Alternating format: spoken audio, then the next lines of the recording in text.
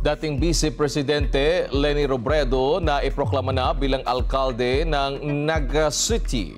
Alamin natin ang detalye kay Donna Canieva. Donna.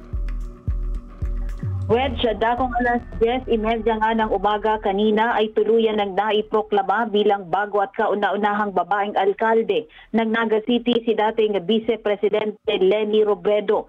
Nakakuha ng landslide win si Attorney Robredo matapos ang 84,377 votes na nakuha nito, kumpara sa 6,070 votes na nakuha naman ng pumangalawa sa kanya na si Toots de Quiros. Kasama sa kanyang proklamasyon na kanina ang mismong running mate nito na si Congressman Gabby Bordado na siya namang bagong vice-alkalde ng lungsod ng Naga. Nakakuha naman ng boto si Bordado ng aabot sa 46,690 votes.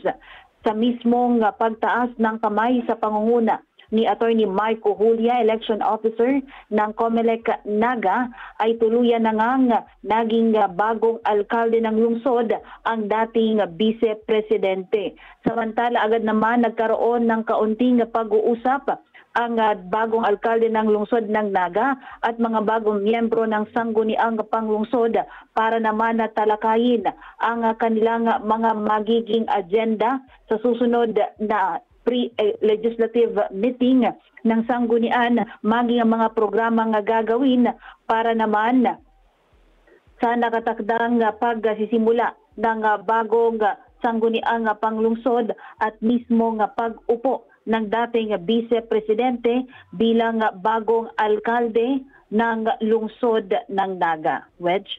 Donna, gaano kalaki yung naging lamang ni dating Vice President Leni Robredo laban dun sa kanyang pinakamalapit na katunggali? Oo, kanina nga ay naibigay sa atin yung 100% ng ER o election returns mula sa Naga City at doon talaga natin opisyal na nakumpara yung sinasabing landslide win na nakuha nitong si dating Vice Presidente Leni Robredo. And kung kukumpara nga natin doon sa 84,377 votes, sa 6,070 votes lamang na nakuha nung kanyang katunggali. So, aabot ng mga 78, more or less 78,000 yung lamang yung si Attorney Leni Robredo sa pumangalawa sa kanya sa pagka-alkalde sa lungsod ng Naga. Posible itong may kinalaman pa rin sa naging magandang record ng kanyang asawa sa Naga City, Donna? Oo, malaki ang naitulong noon dahil nakumpleto nga nung kanyang asawa na si dating DIL Secretary Jose Robredo yung kanyang tatlong termino. Bukod pa yung popularidad ng dating Vice Presidente at yung laging bukang bibig nga nito na good governance na yun naman ang talagang kanyang naging plataforma para sa kanyang pagbabalik sa kanyang lungsod at pagsisilbi naman sa mga kapwa niya Nagueño. Maraming salamat, Donna Canieva, nagbabalita dyan sa Naga City.